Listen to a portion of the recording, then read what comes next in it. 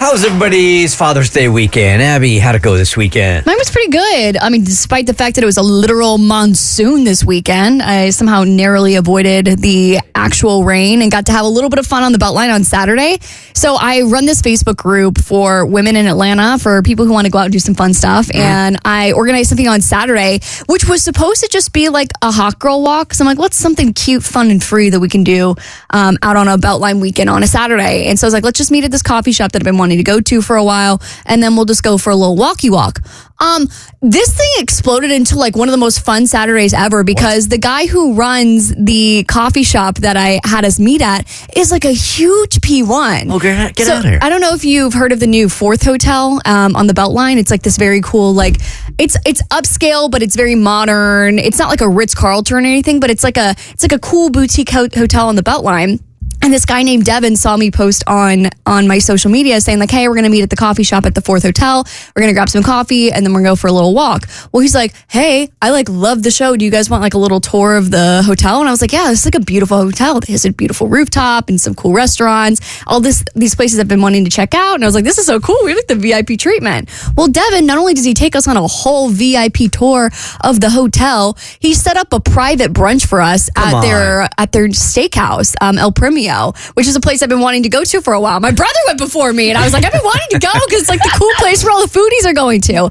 They did not charge us a dime. They just gifted it to us because they just loved the show and knew that we were coming out. So it was the sweetest thing, and it was really cool too, just to see like how passionate Devin is about what he does, and hearing about his like resume of all the places he's run in Atlanta. Like he has worked at some of the best places here at ATL. So I just felt so honored that like we've created a show so special that like he wanted to honor us with some free yogurt. It was great. That is my kind of Saturday, where a walk, exercise turned into poached eggs. You didn't have to walk, but instead you got mimosas and you got poached eggs. I was like, perfect. I don't have to exercise anymore. That is my kind of Saturday. That's fantastic. Yeah, it was great. And then we did end up walking off some of our delicious brunch afterwards. So we did go for a little bit of a walk and then an absolutely monsoon. And so then I spent the rest of the day in bed. Okay. I missed you by 24 hours on the Beltline. I was there yesterday with my kids for Father's Day. I had a Father's Day of extremes yesterday.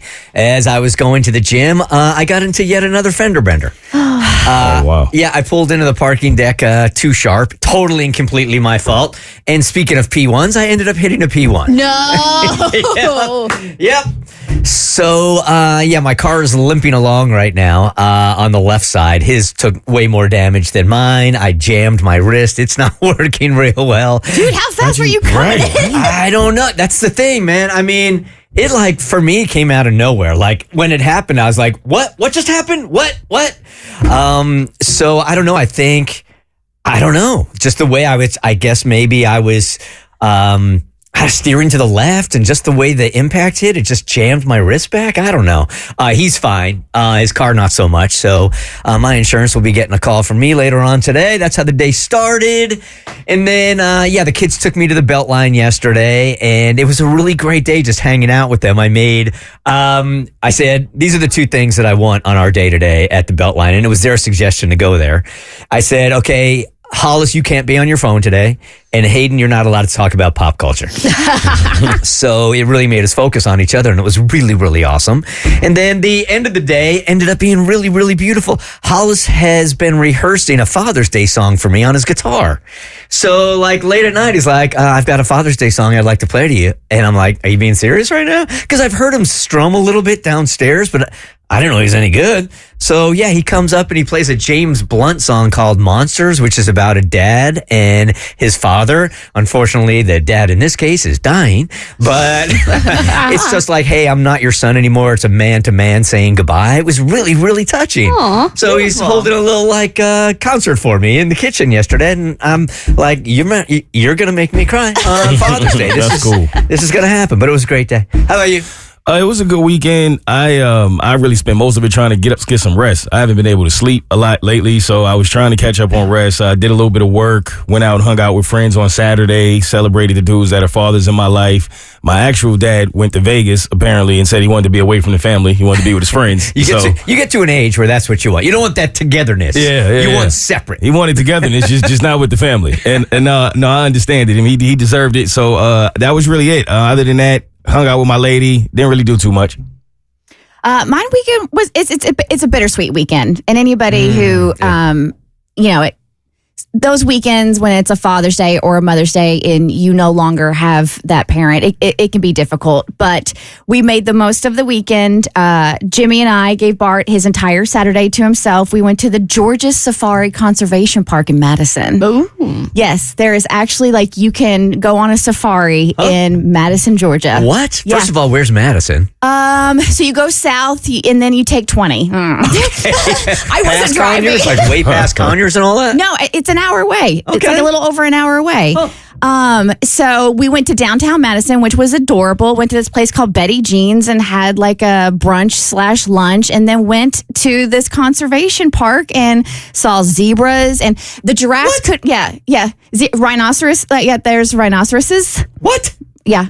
And then there's all kinds of like antelope and ostriches, and they do have giraffes, but because of the weather this weekend and threats of lightning, they can't have the giraffes out because they're lightning rods because they're so tall. Makes sense. And I talk about a traumatic experience if you take your kid to a safari and a giraffe gets struck by lightning. I said, they're robots. It's robotic animals. They're not even real. Yeah, so there was this guy that had a dream of starting a conservation park and got together with a couple of other people, and it's like hundreds of acres, and it was ranked in the top 100 in Time. What is happening here? How could I be here in this city that long and not know about this joint? It's very reminiscent of doing the Disney safari, like at Animal Kingdom or whatever. Except the trees are real. Yes, not the Jungle Cruise, not Magic Kingdom, but the actual.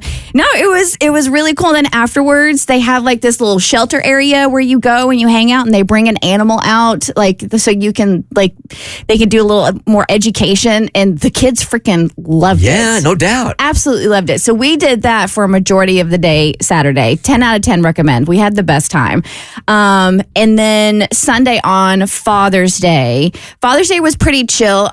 Jimmy was very excited. I took him to Ace Hardware so he could pick out his dad's Father's Day gift. Nice. Beforehand. And he chose to get him a bird feeder because Bart has a bird feeder in the backyard, but the squirrels keep getting to it, right? And Bart's getting mad at squirrels. So we got an anti-squirrel bird feeder. So the squirrels. And he picked that up? Well, I kind of guided a little bit. Right. But he did pick out the bird seed because he wants to attract the red birds. He likes the cardinals because the red birds are the boy birds, and he wants to attract the boy birds. Okay. So we got that, and Bart was very happy. And then in true fashion, Bart finished up Jimmy's sandbox that he made by himself, from scratch.